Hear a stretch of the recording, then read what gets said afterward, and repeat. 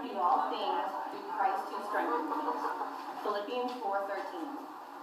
I've said that scripture to myself many, many times in my life. I've said it trying to get through a busy day at work. I've said it through gritted teeth while potty training my 3-year-old. And I said it very softly to myself as one of my daughters, who was born 5.5 weeks early, was taken to another hospital 60 miles away to a neonatal intensive care unit before I even got to hold her. This scripture has kept me to continue breathing and holding my chin up many times through the years. And now it is helping me talk to you today. I love mothers of preschoolers, or MOPS, because it pushes me to be a better person.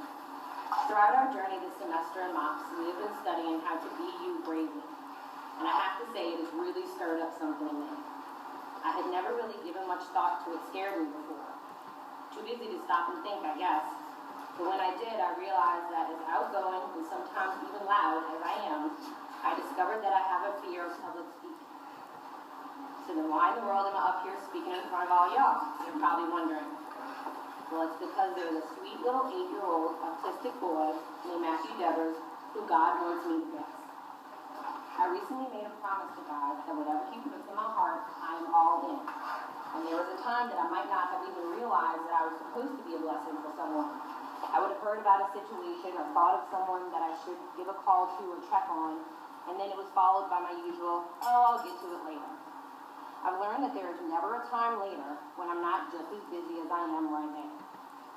So a few weeks ago, I was sitting in my halfway home Sunday school class right here at St. Paul, UNC in Ocean Springs, and was listening to the praises and prayer requests of various members when one of them, Mrs. Brenda Freeman, particularly caught my heart's attention.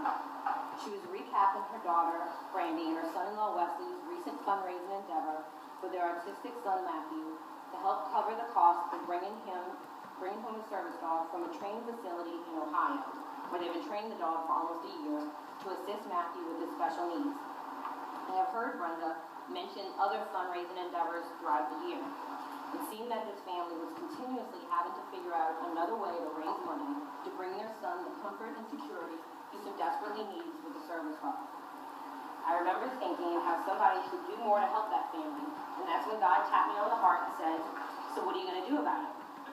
I thought, I don't know. What can I do? Well, I didn't know what I could do, but I knew I could do something. And then it hit me. I can use the very thing that I was struggling with in my own life, my fear, to help someone else. My goal is to raise $5,000 for the Devers family, which would be enough money to cover the remaining balance of the $8,000 cost for Matthew and his family, to travel to the Ohio Service Dog Training Facility to train for 2 weeks with their new 4-legged family member, as well as a small cushion to help them take care of the service dog and its amenities upon their return home. I plan on speaking to a few audiences and video recording the presentations, as I'm doing right now, to raise awareness of Matthew and how important a service dog is to children with autism. I will then post these videos to Facebook with the hashtag #DoItScare in order to document my personal fear facing. And once we reach our goal of $5,000, I will not only video myself speaking in front of an audience right here in the church at St. Paul, but I'll also sing the Star Spangled Banner, and we'll post that on Facebook as well. I know it's a crazy idea, but sometimes those are the best ones. It's funny because just the other day, I was feeling particularly nervous about my upcoming challenge to myself. I mean, I honestly have no idea if I can sing, especially the national anthem.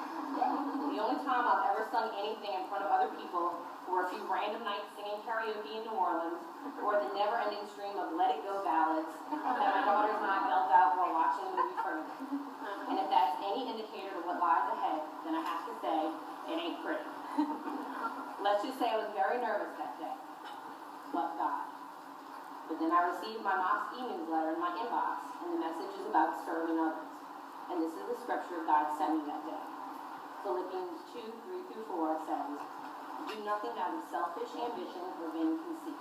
Rather, in humility, value others above yourselves, not looking to your own interests, but each of you to the interest of the others. You know what that means to me? So what if I can't carry a tune, or even worse, I forget the words? So what if it's uncomfortable and painful for everyone involved in that few minutes it takes me to sing that song? Because sometimes that's how life is. Sometimes you'll have to go through the pain and discomfort of a situation to get to the blessing on the other side. Sometimes you will sacrifice and lay yourself down to help raise someone else up. That's what God has been trying to tell you. Let me use you to get to those that need me. One of Matthew's challenges with his particular level of autism is having difficulty controlling his anger. And this kid is one of the sweetest little boys I have ever met and gives the best hugs. But sometimes his emotions are too much for him with his condition. One of the tasks that his service dog is being trained to do is when he senses that Matthew is about to melt down or become enraged, is to disrupt this behavior by pawing, nuzzling, or kissing him to help calm him down. Amazing. So something that I haven't even told Melissa Payne this before, but a couple months ago, I was having the worst day ever. It was when one work task would get done, 3 more would come. The kids were in one of their heightened, not listening phases. It was just one thing after the other, and it was just such a bad day. And I get a Facebook message, and it's from Melissa, and it's saying that she knows I had been struggling with potty training with my 3-year-old, and she got this book for me, and, just let me know when she wants to meet to get it. And I lost it.